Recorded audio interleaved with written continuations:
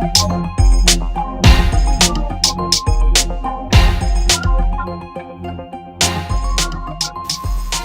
there, and welcome to another video highlighting the tools and functionality of MagicScroll. In this episode, we're going to touch on a mixture of handy but not so obvious tools that will help you to achieve some great prompting. We'll cover some window management, preset styles, type and typography tips, and we'll show you how to add a command key combination to a menu item that doesn't have one. First, let's show a nice tip for managing lots of open script files. This trick helps save you valuable screen real estate. I'll open a script queue that has about 10 files. You can see that they're taking up lots of space.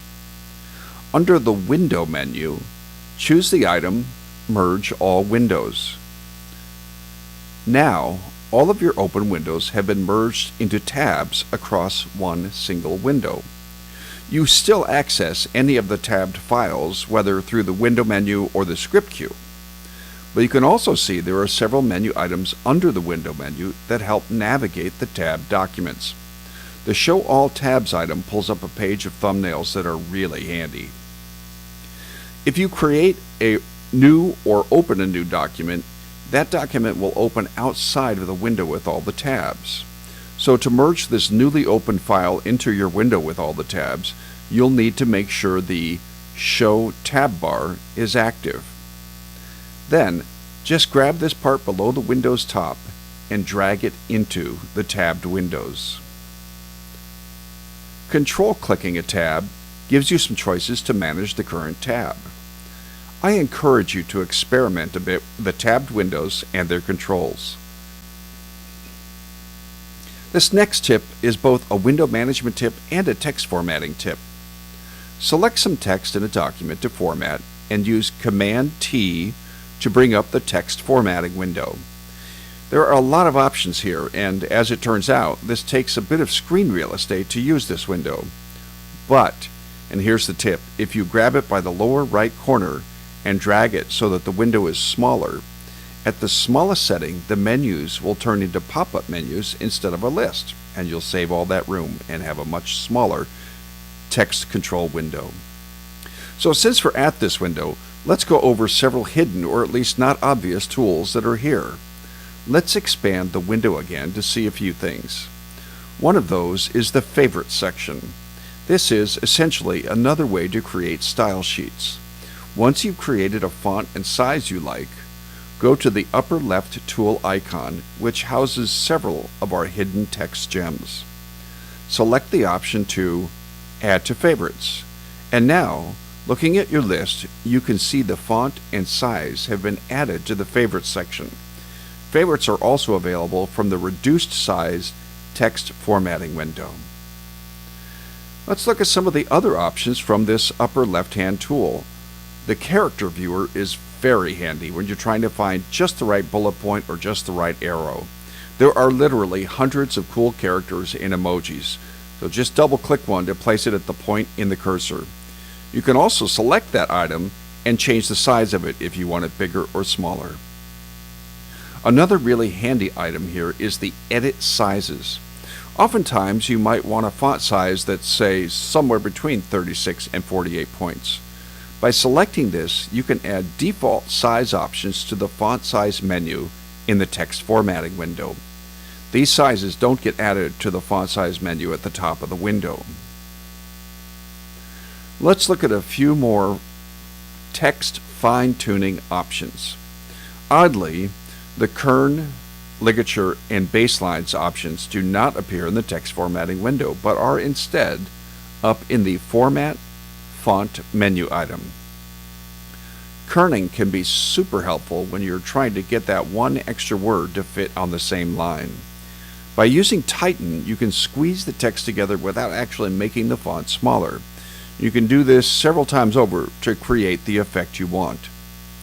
Baseline is where you can control superscripts and subscripts. In this example, we want the superscript to not be so high on the line as it throws the spacing off a little. You can either select Use Default to remove the superscript and set it to the baseline, or you can select Lower a few times over to get it to the place you want. Now let's take a look at some nifty line spacing tools. The spacing menu is at the top of each window. If you don't see this menu, then go to Format, Text, Show Ruler. Selecting the spacing menu, we've got the usual single and double space options, but our personal experience is that single is a little too tight for easy readability and double is a little too wide. So using the Other menu, you'll get a dialog that allows you to fine-tune various spacing options. The line height multiple seems to work best for overall adding space between lines. You can manually enter a number, and we found 1.2 is pretty effective. Likewise, depending on how your script is formatted, it might be helpful to add a little spacing after each paragraph. So this is a good time to show how the Styles menu can help save these settings. First, be sure you've selected some text with your newly created settings. Then choose the Styles menu and select Other. With the Document Styles radio button selected, choose Add to Favorites. Enter a name for your style. But before hitting Add, check one or both of the options just below that name. If you just want to have a style with the line spacing, then check Include the Ruler. And if you want to include the font and size, also include the top option. The reverse applies if you're trying to create a style with just a font and size. Be sure to check the top option. Okay, so now we're going to show you a non-MagicScroll trick that can be really helpful in making MagicScroll easier to use. In some cases, you might find a MagicScroll menu item that you use frequently that doesn't have a command key combination. For example, under Format, Font, Kern, there are menu items to kern smaller and larger. Let's add some key combinations to make that easier. So, go to your System Preferences and select Keyboard.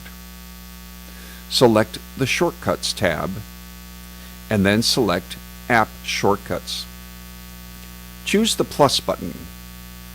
Under the application choice, find MagicScroll in the list, or choose the very last item that says Other and navigate to MagicScroll. Now, the key combinations you create will only apply to MagicScroll. For our kerning control, the first one would be Tighten, that's the name of the menu, which is entered in that window. Let's use a key combination of Command, Shift, and left arrow. We can create another key combination with the Loosen menu item and use Command, Shift, and right arrow. Now, when we return to MagicScroll, we can more easily kern a sentence or a group of words closer or looser by just using the key commands we've created. So that's our video on a few creative and fun tips that'll help MagicScroll experience be that much easier and that much more effective for your prompting needs. I hope you enjoyed these tips. Thanks again.